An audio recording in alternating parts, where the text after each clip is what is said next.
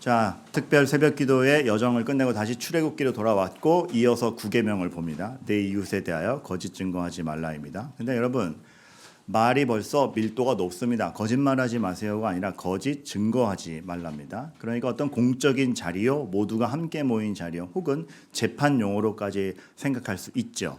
그리고 우리가 보통 거짓말은 개인 윤리로서 정직하게 살아라 정도인데 내 이웃에 대하여 거짓 증거하지 말라라고 함으로써 이건 단지 너 얼마나 정직한 사람이야 개인 윤리를 따지는 게 아니라 넌 어떤 마음으로 사람을 대하고 세상을 살고 있으며 너의 말 한마디로 누군가의 명예가 추락할 수도 있고 너의 한마디로 누군가가 살아날 수도 있는데 어떤 마음과 어떤 마음가짐과 태도로 이 세상을 살고 있어.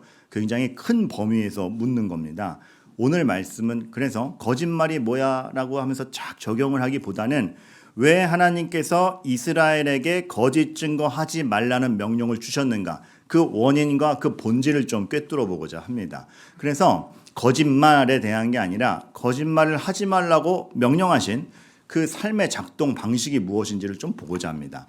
먼저 살펴볼 것은 지난주에 이 얘기를 청년부에만 전달하고 여러분께 전달이 안 돼서 그 부분부터 시작하도록 하겠는데, 지혜에 대해서 설명하면서 청년부 설교 때는 조금 맥락을 달리했습니다. 그러면서 설명했던 게 아브라함인데 요 시작점은 똑같았어요. 우리가 지혜를 달라는 것은 똑똑하게 해달라는 것이 아니라 죄를 극복하자는 것임을 여러분께 말씀드렸습니다. 그리고 또 하나 아이러니한 거는 그 지혜를 달라 그랬던 솔로몬도 타락하는 걸 보면서 그 지혜를 지켜낼 실력이 우리에게 없구나. 그래서 지혜라는 것 자체가 내가 똑똑해짐이 아니요, 죄를 극복하고 하나님의 마음을 알자는 것이기도 한데 그 지혜를 지켜내는 실력도 우리에게 있지 않고 은혜에 있음을 우리가 보는 것이죠. 하나님께서는 이토록 우리 삶을 통하여서 우리 기량이 얼마나 높아지는가, 그러니까 즉 지혜라는 건 내가 얼마나 똑똑해지느냐의 문제가 아니라 얼만큼 하나님의 생각에 기대고 있고 부합하고 있고 그걸 의지하느냐 싸움임을 우리가 보게 돼요. 성경 내내 성경 인물들을 통해서 그걸 보여줍니다. 특별히 대표적으로 아브라함을 볼 때 그게 티가 나는 게 창세기 22장 2절에 보면 22장 자체가 굉장히 곤욕스러운 장입니다. 아브라함에게 유일한 자식 이삭을 바치라고 하니까 깜짝 놀라게 되죠. 보는 우리도 깜짝 놀라는데 당사자는 얼마나 놀랐겠습니까? 그런데 이걸 통해서 하나님이 보여주시는 게 있어요. 먼저 아브라함은 모순에 부딪히게 됩니다. 아들을 번제로 드리라고 합니다. 우리 하나님 그런 하나님 아닌데, 사람을 제물로 바치는 그런 이방에서 미신적으로 벌어지는 그런 행위를 맡기실 분이 우리 하나님이 아닌데 어찌하여 이거를 명령하시는가. 또 하나는 이삭을 통해서 별과 같이 많은 자손을 허락하신다 그러지 않았습니까? 그런데 그 이삭을 바치면 그 약속이 이루어지지가 않는 겁니다. 그렇게 되면 약속이 깨지는데 이 모순 같은 현실을 부딪히게 됩니다. 자, 여기서부터가 중요하죠. 그러한 모순 같은 현실을 하나님으로 풀어내는 것을 지혜요, 작게는 지혜요, 크게는 우리의 신앙이라고 하는 겁니다. 왜 모순이냐? 우리의 프로세스에서는 A면 B가 되고 B면 C가 돼야 되는데 A를 D로 하게 하라 그러니까 안 맞는 겁니다. 모순인데 하나님이 어떻게 우리가 모순으로 여기는 걸 넘어서 자신의 일을 하시는가? 즉 된다 안 된다를 요만큼 가지고 있는 우리 앞에서 훨씬 더 큰 하나님의 계획과 생각을 보여주시는가 알아가는 거죠. 질문 하나 드릴게요. 이 테스트는 하나님이 아브라함의 마음을 보기 위한 테스트입니까? 혹은 아브라함이 하나님을 알게 하기 위한 테스트입니까? 어느 거에 더 가깝다고 느껴지세요? 어느 거? 하나님이 아브라함의 마음을 알기 위함이다. 손. 아브라함이 하나님을 더 알게 하기 위한 테스트다. 손. 그냥 이제 이렇게까지 호응도가 적을 줄은 몰랐습니다. 네, 제가 설명을 드릴게요. 둘 다 맞습니다. 왜냐하면 성경상의 표현에서는 하나님이 아브라함을 보자 하여라고 적혀 있으니까. 근데 실상 하나님이 아브라함의 심령을 왜 모르겠습니까? 굳이 테스트해야 알게 되는 건 아닙니다. 그 과정은 오히려 그것을 통하여서 아브라함이 하나님이 누구신가를 더 알 수 있게 하는 것에 의미 부여가 더 크게 들어갑니다. 이 모순점 앞에서 아브라함은 끝까지 확신해야 되는 게 있습니다. 이삭을 바치느냐 마느냐의 문제가 아니라 하나님이 누구신가를 보게 되는 거죠. 하나님은 사람을 제물로 바치게 할 하나님이 아니다라는 그 확신. 하나님은 약속을 반드시 지키신다라는 그 확신. 그러면 생각지도 않은 걸 생각해야 됩니다. 무엇을? 결론은 딱 하나죠. 이삭은 죽어도 산다라는 못 보던 일을 생각해내야 됩니다. 그것을 위해서는 하나님이 생명의 주관자다라는 걸 확신해 가야 됩니다. 이렇게 생각이 확장되는 거죠. 그러니까 우리가 하나님을 우리 상상에 제한하지 말라는 게 원하면 다 이루어져요. 그런 차원이 아니라 하나님이 뭘 해가시며 무엇을 주관하시며 무엇의 주인인지를 알아갈 때 우리의 논리구조 이상의 하나님의 은혜의 법칙을 보게 된다는 것입니다. 그런 의미에서 이러한 확신이 있었던 것이죠. 목사님 정말 아브라함이 이삭은 죽어도 살 거라는 확신이 있어서 담대하게 간 거예요. 네, 그게 창세기 22장 5절에 표현이 됩니다. 종들에게 나 이제 이삭이랑 하나님께 제사 드리고 올 테니까 기다려. 제사 드리고 난 다음에 기가 막힌 말이 나옵니다. 우리가 돌아오리라. 우리가 돌아오리라. 아브라함은 이삭과 가면서 이삭과 함께 돌아올 것을 확신하며 갔습니다. 이삭은 죽어도 살 것이다.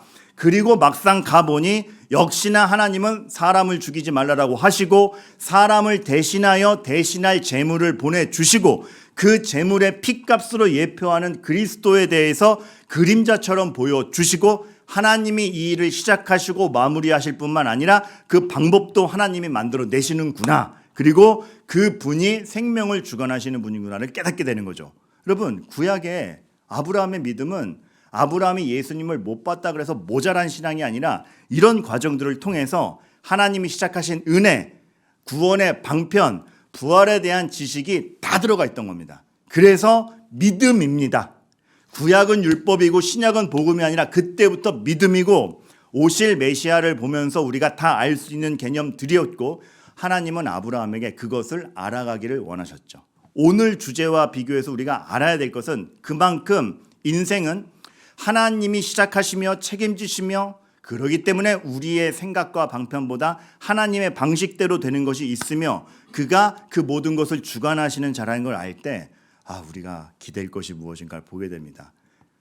옹졸하게 너희가 만들어내는 거짓말로 지금 당장의 상황을 모면하거나 거짓말을 해서 상대방의 이익을 뺏어와야만 살아가는 인생이 아니라 정직하게 그럼 제가 지는 것 같은데요. 지는 것 같은데 왼뺨까지 맞아가면서 패배하는 것 같은데도 하나님이 만들어주시는 인생을 보아라.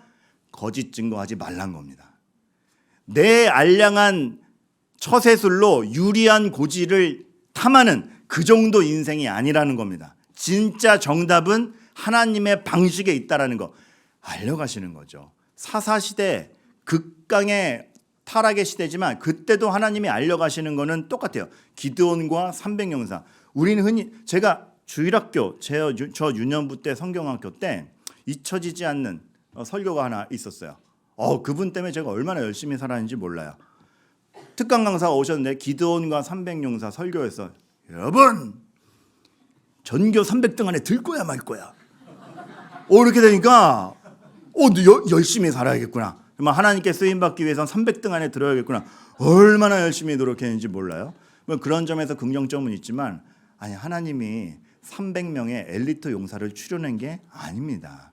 하나님이 보여주시고자 하는 건 군사력으로 되는 게 아니라 내 은혜로 된다를 보여주시기 위해서 숫자를 줄인 겁니다. 제가 지난주에 기드온과 300용사 자료를 찾다가 어느 목사님의 설교가 제목을 딱 봤는데 그 제목이 울컥하는 거예요. 왜냐하면 그 제목이 300명의 용맹한 용사 이게 아니라 어쩌다 300 너무 위로되는 거예요. 여러분 근데 그러고 사사기 다시 읽어보세요. 얘네들이 무슨 체력 테스트를 통과하거나 잘 싸운 애들을 뽑은 게 아닙니다. 야 무서운 애들 돌아가 막 돌아가죠. 저희 가서 물 마셔봐. 이렇게 마시는 애 있고 이렇게 마시는 애 있습니다. 그런데 그렇게 마시는 애 집에 가. 남는 애들은 왜? 뭐야? 어쩌다 뽑혔어요. 그들 입장에서. 그러니까 뭔가 용맹한 엘리트 군사가 뽑힌 것이 아니라 하나님의 의도는 그냥 추린 겁니다. 그래서 너희들의 군사력에 달린 게 아니라 내 힘으로 된다라는 게 무엇인지를 보여줄게. 300명의 특공대가 아니라 하나님이 하나님의 나라를 지켜간다는 걸 보여주마. 이것이었습니다. 근데 우리는 자꾸 우리의 특공대를 만들려고 그러고, 특공대를 만들기 위해서는 거짓말까지 해가면서 이익을 뺏어오는 거, 이게 너무 능한 겁니다. 다른 사람도 마찬가지예요. 에훗, 왼손잡이 영웅 에훗. 그 왼손잡이라는 단어가 히브리어로 정확하게는 오른손을 쓰지 못하는 이라고 되어 있습니다.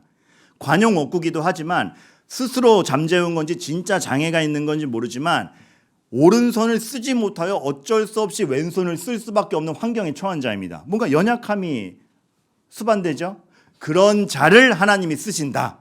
사람의 기량이 아니라 하나님이 하신다. 삼손, 기량을 줘도 하나님 못 보면 끝난다. 그러나 기량을 뺏겨도 하나님 의지하면 된다. 그게 보여지는 것 아닙니까? 그래서 사사시대의 이 무수한 사건들을 통해서 하나님이 보여주신 것은 위대한 12명의 판관들이 있었다가 아니라 하나님이 하나님의 말씀을 듣지도 않는 이들 속에 은혜로 다스려 가신다입니다. 그걸 우리에게 늘 보는 거죠.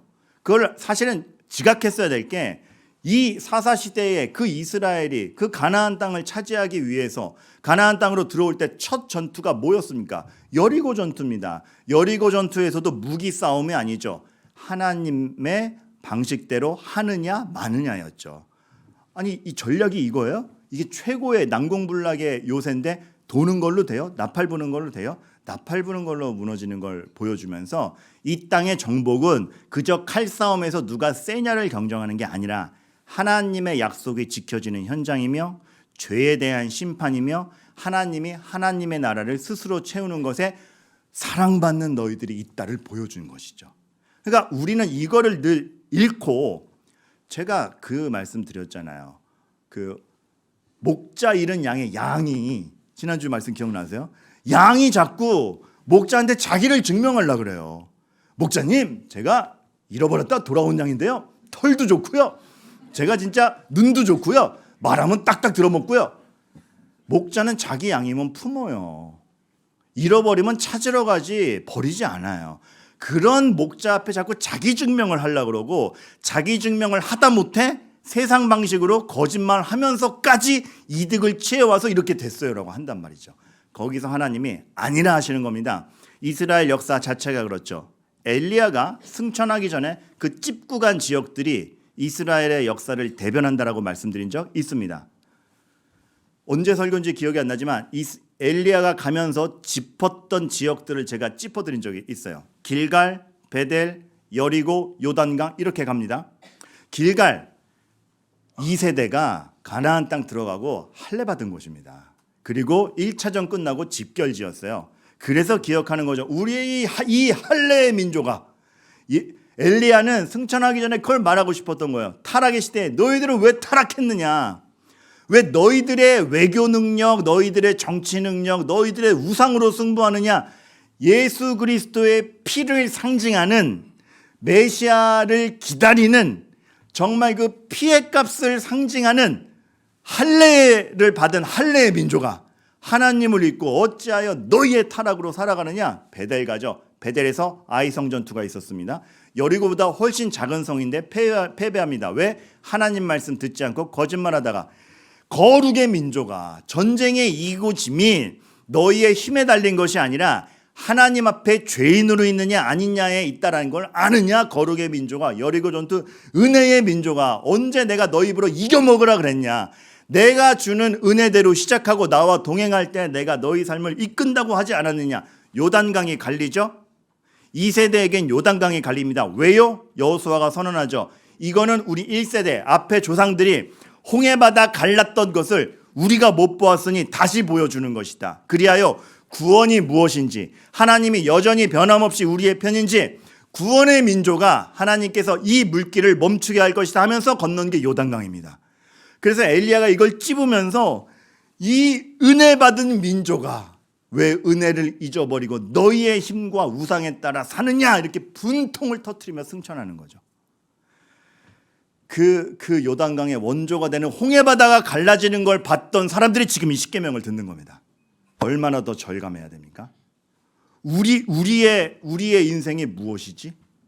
우리의 인생이 뒤에는 애굽군대, 앞에는 바다, 만들어낼 수 없는 것들을 만들어내시는 하나님이 우리 편이거늘 어찌하여 우리가 거짓으로 내 삶의 토대를 삼으며 하나님을 바라보지 아니하는가. 그 홍해를 경험했던 백성입니다.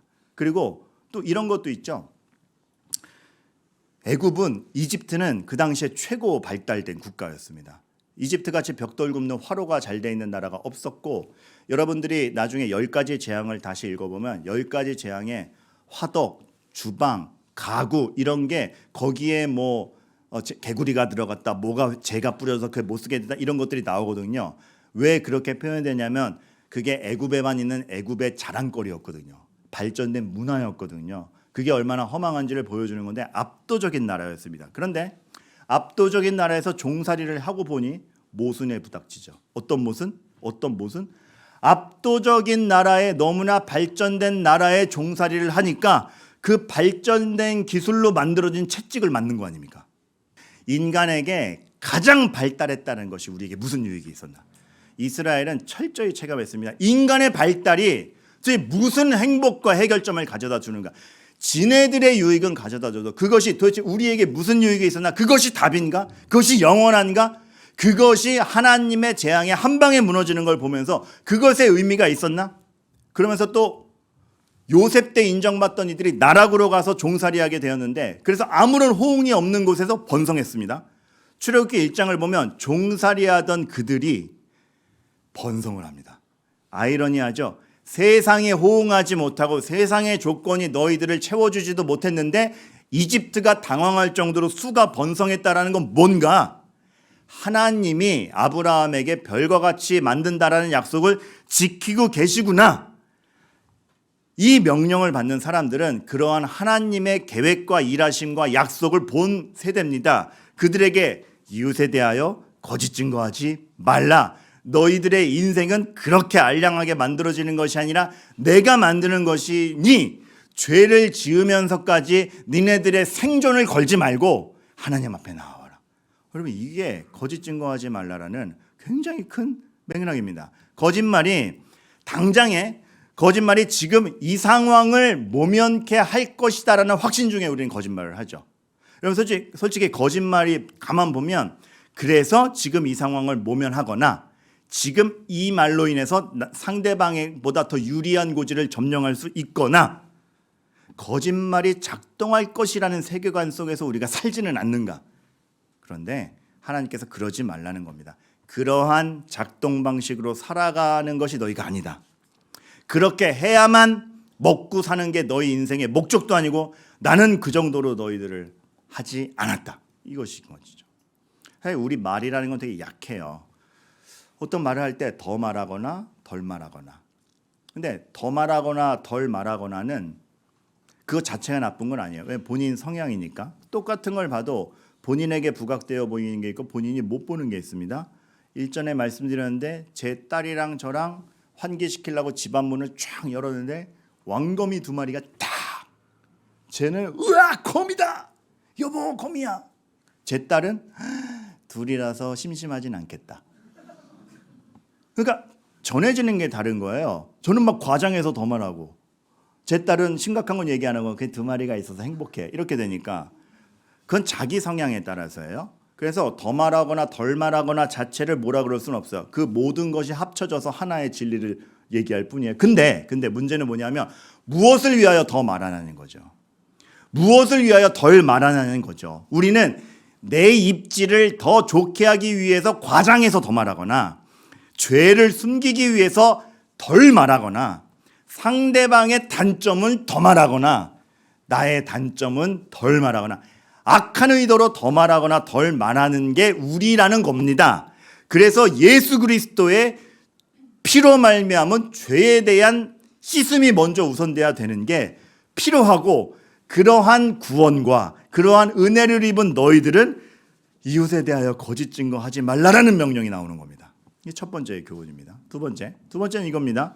인간에게만 적용되는 명령이라는 거죠. 잘 보면 언어라는 게 인간에게만 허락됐습니다. 수많은 피조물이 하나님이 보시기에 힘이 좋았다라고 말씀대로 만들어졌지만 언어가 의사소통은 돼요. 근데 의사소통을 뛰어넘어서 언어가 허락되고 하나님과 소통하고 그거를 기록으로 남기고 생각하고 순종할지 말지를 결정하고, 그러니까 예를 들어 이런 거죠. 철새는 신기하게도 철이 되면은 떠납니다.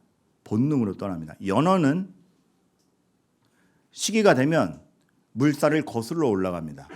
본능이죠. 연어는 좋았어요. 여기부터가 중요한 포인트예요. 원래 김효서 집사님이랑 다 얘기된 거예요. 11시 40분에 넘어뜨려 달라 다 얘기된 거예요. 잘했어요, 집사님. 연어가 거슬러 올라갈 때 고민하지 않습니다. 이번 연도엔 갈까 말까. 철새가 떠날 때 고민하지 않습니다. 올해는 남아볼까? 그렇죠? 남지 않아요. 올챙이가 개구리로 부화하는데 고민하지 않아요. 뒷다리를 뺄까 말까. 때가 되면 나와요. 동물은 섭리 가운데 기본적인 의사소통과 아름다움이 있지만 본능을 거스르지 않습니다. 하나님이 만들어둔 자연법칙을 거스르지 않는데 인간은 순종할까 말까에 대한 자유의지를 허락받았어요. 이게 큰 겁니다. 그 언어와 생각이 허락된 유일한 존재. 그래서 하나님과 진심으로 소통할 수 있고, 그래서 순종하기로 마음먹었다라면 그것이 은혜의 결과요, 참 순종이요, 하나님이 기뻐하시는 것이며, 언어가 허락된 유일한 존재를 통해서 구원의 자손을 만들어가는 것이 말씀으로 오고, 예수님이 같이 계시느냐 안 계시느냐, 육신이 함께 있느냐 없느냐가 아니라 말씀을 주고 성령을 보내심으로 여전히 효과가 똑같은, 그렇게 우리에게 말씀이 중요하구나. 언어가 허락됐고 생각되는 게 그렇게 중요하구나. 근데 그 언어로 거짓을 만들어낸다. 누군가의 명예를 실추시킨다. 하나님에 대한 모독입니다. 성경에서도 그 언어 관계를 통해서 상징적을 굉장히 잘 표현했는데, 하나가 바벨탑이요, 하나가 오순절이죠. 바벨탑, 인간의 극강의 악이 모였을 때 언어가 분열됩니다. 그래서 통하지 않죠.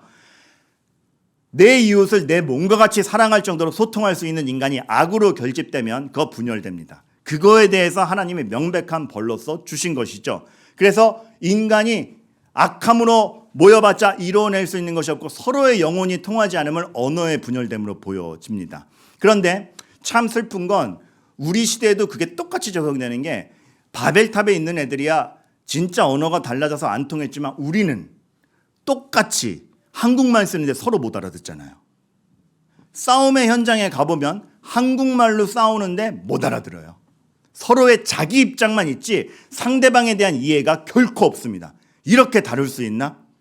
인간의 악함이 그렇습니다. 그런데 예수 그리스도께서 십자가 사역을 마무리하시고 약속대로 성령을 보내시며 오순절 성령 강림 사건 때 교회가 탄생할 때 방언의 역사가 있어서 나뉘었던 언어가 통하게 되죠. 복음을 소통하게 되죠. 그런 겁니다. 하나님께서 이 언어가 허락된 인간에게 지금 무엇을 보여주시고 무엇이 전파되기를 바라며, 죄로 인해 가로막힌 결과가 무엇인데 주님의 이름으로 말미암아 뚫리는 것이 무엇이고, 그를 통하여 우리들이 무엇을 소통해야 될지, 그러한 우리가 우리의 말과 삶을 통해서 절대적으로 하나님을 보여줘야 됩니다. 절대적으로 하나님을 보여줘야 되는데 거짓 증거합니다. 모함합니다. 비방합니다. 놀라운 건 복음을 전할 때보다 누구 한 사람 콕 집어서 같이 욕할 때 그렇게 즐겁습니다. 너도 그래? 나도 그래? 아이고, 난 진짜 박민근 저거. 저를 예를 들어야 논란이 없기 때문에. 누군가 인간에 대한 즐거움이 절대적으로 하나님을 보여주어야 되는 즐거움으로 나타나야 되는데 다른 걸로 드러납니다. 그러지 말라는 겁니다. 반대급부에선 우리가 누군가를 칭찬한다? 하나님이 이 사람을 완성할 것에 대한 확신이 있기 때문에 칭찬하는 겁니다. 단순한 아부가 아니라, 아부는 그 사람에 대한 진심도 없고 자기 이익을 위한 거죠. 그거는 거짓에 가깝습니다. 그러나 진정한 칭찬은 정말 이 사람에 대한 기대, 하나님이 이 사람에게 주실 은혜, 그 완성에 대한 확신이 있을 때 정말로 진심으로 격려하면서 칭찬하게 되죠. 새벽기도 때 엄마 따라서 끌려 나온 우리 초등학생들, 제가 4시 20분에 잠깐 들어와 버렸는데 4시 20분에 특별 새벽기도 온 어린아이가 하나 있어요. 전혀 기쁘지 않아요. 널브러져 있어요. 근데 그 모습 자체가 끌려 나온 것 자체가 얼마나 기특해요. 지금 졸고 있는 이 아이에게 하나님이 평생의 은혜를 통해서 키워가실 걸 생각하니까 기대가 되죠. 졸고 있는 아이 얼굴에 쓰다듬으며 칭찬했어요. 너무 기대된다. 진심인 거죠, 진심. 그 아이의 지금의 수준을 봐서가 아니라 하나님이 이 아이에게 하실 일을 생각하니까 기대가 되는 거죠. 그래서 저는 진심으로 설교 시간에 주무시는 분들이 밉지 않아요. 대단하지 않습니까? 안 왔으면 침대에서 편하게 잘 걸 굳이 오셔서 불편하게 주무시는 그 의지. 하나님이 붙잡고 계시다라는 강력한 의지입니다. 그래서 저는 졸고 계신 분을 보면 졸고 있으라고 하지 않습니다. 저분을 위하여, 저분의 명예를 위하여 5분이라도 일찍 끝내겠다. 그래서 막 예고 하나 안 하고 그래요. 그것입니다. 그렇기 때문에 우리말에선 거짓 증거나 나만을 위한 말이 나갈 수가 없는 겁니다. 하나님에 대한 기대, 하나님이 하시는 일, 그 사람에 대한 진정한 애정, 모함이란, 비방이란, 그걸 거짓말해서 잠깐 내 면피를 하고 내 유리한 고지를 점령한다는 건 있을 수 없는 것이죠. 그럼 목사님, 그럼 거짓이 없다라는 건 적나라함입니까? 그렇지 않습니다. 이건 적나라함과는 다릅니다. 정직하게 얘기한다라는 것은 하나님의 은혜를 덧입고 얘기하고 그 사람을 살리는 말을 한다라는 것이 적나라한 것은 아닙니다. 그러니까 정직한 말은 이거와 같죠. 오늘 제 머리를 보고 목사님 새벽기도 수고 너무 많이 하셨죠. 다음 주엔 미장원 가세요. 이러면 격려가 돼요. 적나라함은 머리가 뭡니까 그게? 이게 적나라함이죠. 사실을 바탕으로 한 짧은 예화였습니다. 라합을 봐요. 라합이 정탐꾼들이 숨었을 때, 그리고 그 정탐꾼들을 죽이러 왔을 때 죽이러 온 사람들에게 고소합니까? 여기 있어요. 적나라함입니다. 근데 라합이 숨겨준 거를 밝히지 않고 딴 데로 갔다 그래서 살려주죠.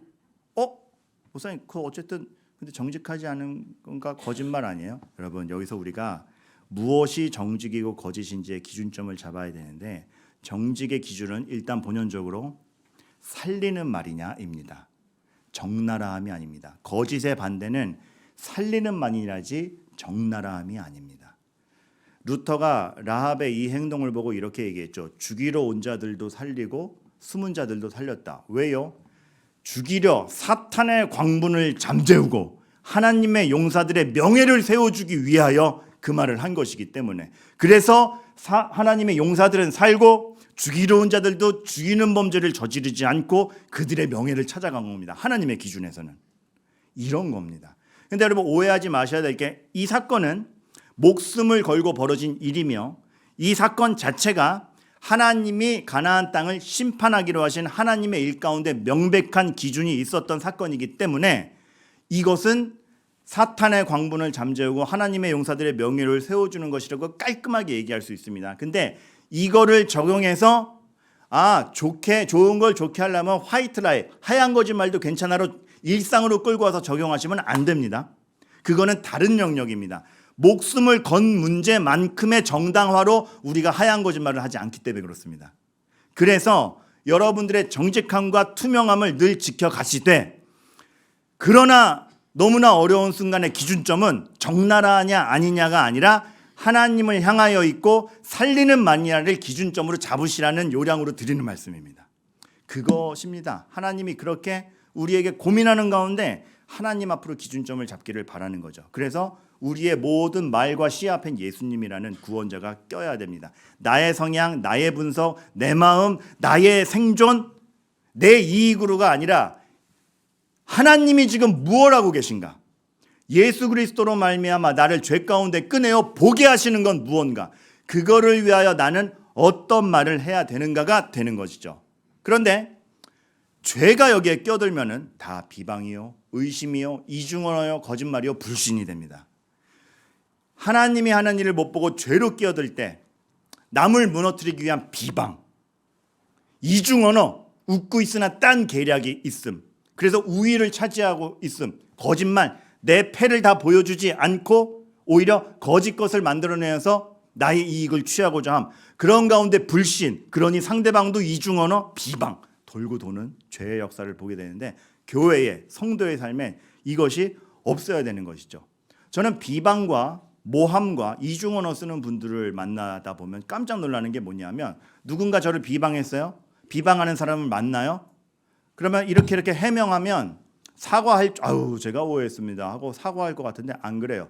비방을 거짓말로 한 게 아니라 진짜 확신하고 해요. 거기서 더 기가 막히는 거죠. 사람이 그래요. 자기의 눈에 보이는 것을 확신합니다. 비방자들이 특별히 악하다기보다는 자기 확신이 있는 거예요. 그래서 어려운 겁니다. 그래서 어떻게 돼야 돼요? 그 각자가 죄의 눈꺼풀이 벗겨져야 되는 주의 은혜가 필요한 겁니다. 그래서 우리도 이게 상대적인 건데 말을 할 때는 비방하지 않고자 최대한 상대방의 선의를 보아주고자 이중언어를 쓰지 않고 정직한 대로 정직하게 하고자 애써야 되지만 혹시 비방을 받은 입장이라면 거기서도 죄를 거두어내고 가셔야지 죄를 들고 가면 재비판이요 복수요 자기 증명이요 혼란밖에 못 만들어냅니다. 당한 입장에서도 예수 그리스도를 끼고 가야 됩니다. 그런 게 어떤 거냐고요? 다윗과 같은 겁니다. 시므이가 저주했죠. 부하들이 물어요. 죽여버릴까요? 냅두어라. 여호와께서 시므이를 통해서 나 다윗을 저주하라 하신 것이다. 예수님을 끼고 볼 때 나를 비방하는 자에게 복수심보다 혹 그 비방에 내가 진짜 그런 모습이 있지 않을까? 내가 다 못 보는 것 중에서 진짜 나의 모습이 그러지 않을까에 대한 회개, 겸손, 그리고 둘 다에게 죄의 눈꺼풀이 벗겨지기를 바라는 마음, 그게 우선이죠. 그래서 믿는 사람에게 있어서는 비방에 있어서도 굉장히 의연한 대처가 일어납니다. 제가 어느 교회에서 사역하다가 다른 곳에 가게 돼서 나왔어요. 근데 그것을 못 가게 됐어요. 그냥 팩트입니다. 못 가게 됐어요. 그리고 이 교회에서 한 목사가 나오기도 됐어요. 팩트예요. 저는 갈라는 곳을 갈래다가 못 갔고 이 목사는 이 교회를 나오려고 그런 두 가지 팩트예요. 여기서 죄의 눈으로 껴들어서 보는 분이 생기면 비방이 생겨요. 어떤 일이 생겼냐면 제가 가게 되는 것을 못 갔죠. 이곳에서 목사 하나가 그만두죠. 박민근이 돌아오게 할 자리 만들려고 이 목사 내보낸다가 말이 만들어졌어요. 그때부터 저에 대한 비방이 생기는 거예요. 무섭더라고요. 한번 확신하면 사실이 됩니다.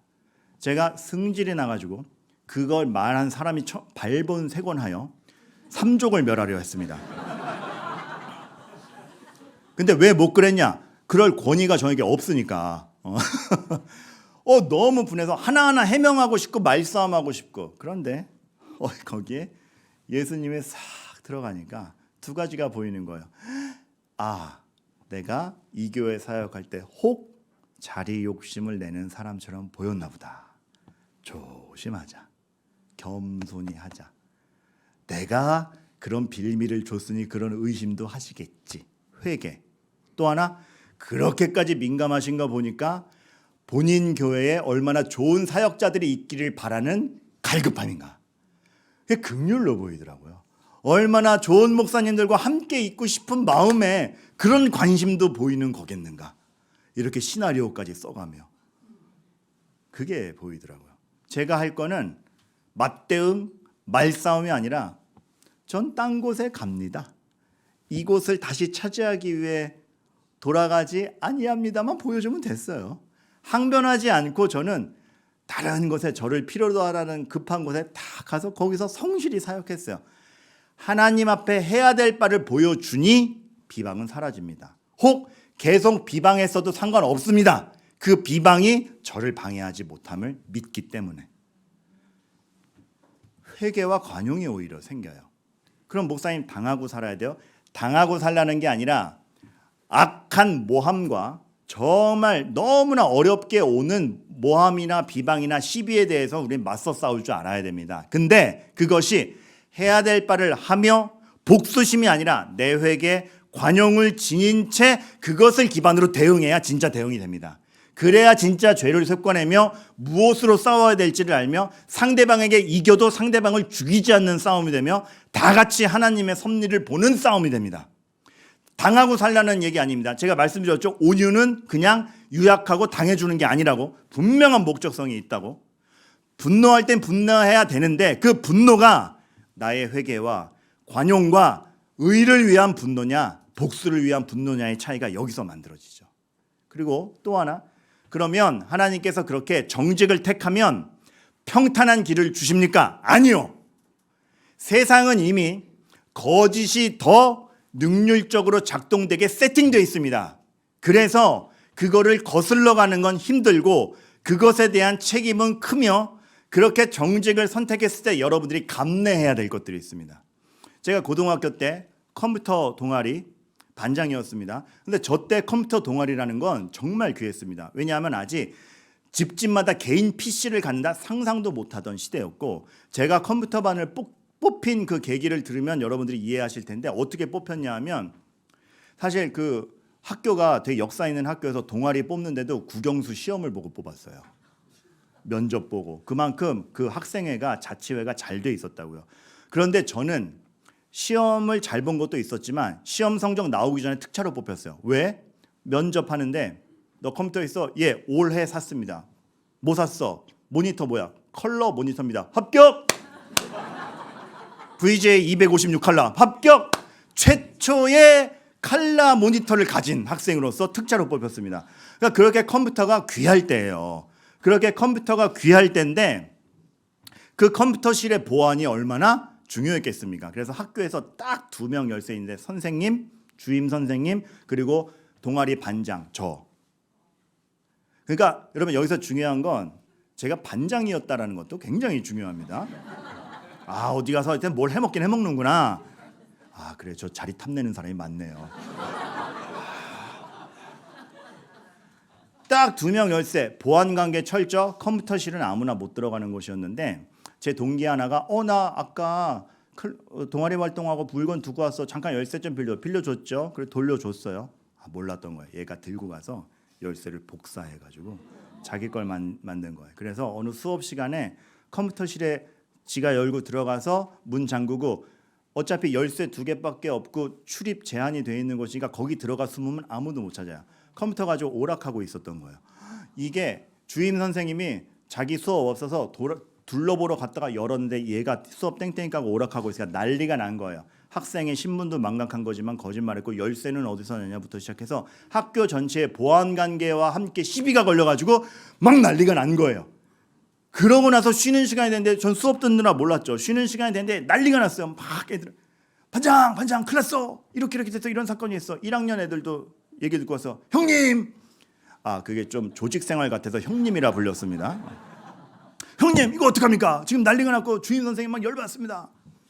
거기서 동기 하나가 이런 제안을 했어. 민근아, 열쇠가 3개가 된 걸 밝혀주면 안 된다. 그래서 걔가 네 걸 뺏어가서 혼자 한 짓으로 하고 어차피 혼나야 되니까 걔가 다 책임을 지게 하면 깔끔하게 해결될 것 같다. 애매한 거예요. 마음은 그거 좋은 생각이다라는 마음이 덜컥 들더라고요. 너무 불편한 거예요. 그건 아닌 것 같은데 하고 주임 선생님께 갔어요. 가가지고 선생님 죄송합니다. 열쇠가 3개가 됐습니다.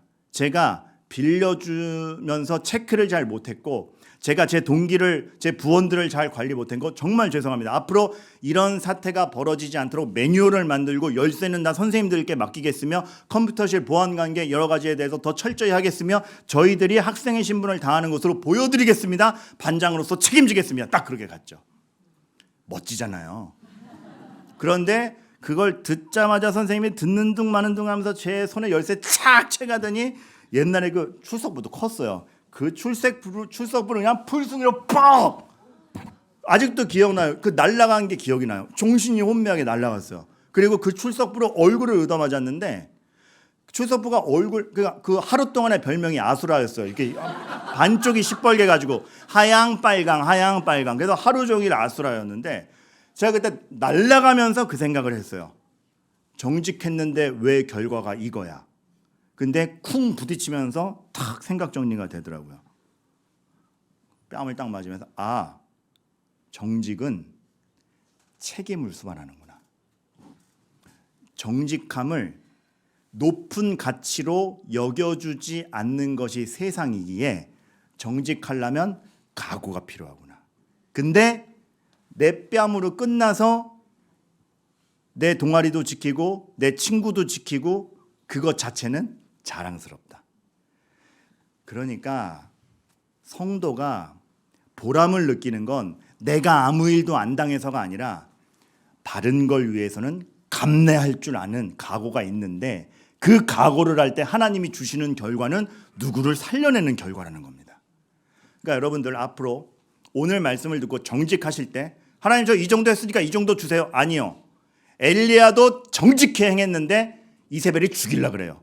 감수하는 게 있을 겁니다. 근데 그거를 하나님을 의지하면서 감수해 내시면 우리가 생각지 못한 길로 이루어 주십니다. 그리고 그걸 통해 역사하신다는 걸 아셔야 됩니다. 그러니까 여러분 오늘 설교는 통쾌하지 않아요. 뭔가 여러분들이 각오해야 될 게 있고 어려워요. 근데 그 길이 하나님이 허락하시는 길이라는 겁니다. 마지막으로 이 내 이웃을 내 몸과 같이 사랑하라 라는 말씀을 기반으로 내 이웃에게 거짓 증거하지 말라라는 것이 나왔다는 걸 여러분들이 이해하셔야 됩니다. 내 이웃에 대하여 거짓 증거하지 말라라는 말씀의 포인트 중에 큰 게 아까 얘기했죠. 내가 얼마나 윤리적인 사람이냐 자아증명이 아니라 내 이웃에 대한 것이라고. 이웃을 이용하여 내가 채워지는 것이 아니라 이웃의 충족이 내 충족. 그러니까 내가 너를 위해 헌신해서 난 지쳤다가 아니라 너가 잘 되는 걸 보니까 내가 기쁘다. 너 칭찬해서 내가 기쁘다. 내가 양보해서 네가 일어서는 걸 보니까 내가 기쁘다. 여기에는요 극강의 이웃에 대한 사랑이 있습니다. 그 이웃을 이용해서 내 이익의 재료로 삼지 않는 새벽기도 때 살펴봤던 주제도 포함된 것입니다. 왜 그런 원리가 나오는가? 예수 그리스도께서 우리를 그렇게 대하셨기 때문에 그렇습니다. 그리스도께서 우리를 이용하여 자기 영광을 받아낸 게 아니라 우리가 영광이래요. 우리가 죄 가운데 나온 게 영광이래요. 우리가 생명을 얻은 게 영광이래요. 교회가 나의 영광이다. 나는 머리요 너희는 몸이니 몸이 채워지면 나도 기쁘다예요. 니네를 소모시켜서 날 채우겠다가 아니라 니네가 채워지니 내가 기뻐서 너희를 위해서 죽을 수도 있다예요. 근데 어떻게 거짓 증거하고 비방하고 그 사람을 이용해서 내 이익을 취합니까? 이 계명은 정말 구원자의 그림자까지 보여주는 놀라운 계명입니다. 그래서 구원받은 백성에게 주어진 것이죠. 마지막. 여러분, 마지막은 정말 좀 센 건데 부담되실 수도 있지만 진짜예요. 여러분 일단 이거 묻겠습니다. 여러분 예수 그리스도의 십자가로 구원받음을 믿습니까? 구원자가 예수 그리스도뿐이라는 걸 믿으십니까? 성경 말씀은 진리요 진심을 확신하십니까? 복음을 확신하십니까? 그런데 전하지 않으면 거짓말쟁입니다. 진실과 진리를 가지고 있는데 말하지 않는다? 사실을 알고 있는데 법정에서 증언하지 않는다? 거짓말쟁이 내지는 최소한 비겁자가 되는 건데 부담드리게 말씀드려서 죄송합니다. 근데 이게 역사적으로 내려오는 명언 중에 하나입니다. 복음을 확신하는가? 그런데 전하지 않으면 소극적인 사람이 아니라 진리를 말하지 않는 거짓말쟁이다. 여러분에게 부담으로서가 아니라 정말 진짜지. 이게 진리이기 때문에 진실이기 때문에 내가 정말 누군가를 살리기 위해 전한다라는 기쁨까지 있게 되기를 바라는 것이죠. 그렇게 보면 여러분 오늘의 이 말씀은 단순하지 않습니다. 하나님과 구원자와 그걸 바탕으로 믿음으로 사는 우리가 어떻게 살아야 되는지를 보여주는 너무나 큰 말씀인 것을 여러분들이 마음에 지니신 가운데 여러분이 그렇게 정직에 대한 것을 감수하며 하나님 앞에 올바른 걸 찾아가실 때 그 하나님이 여러분들을 책임지신다는 것을 굳게 믿고 한 주간 힘내시기를 주님의 이름으로 축원합니다.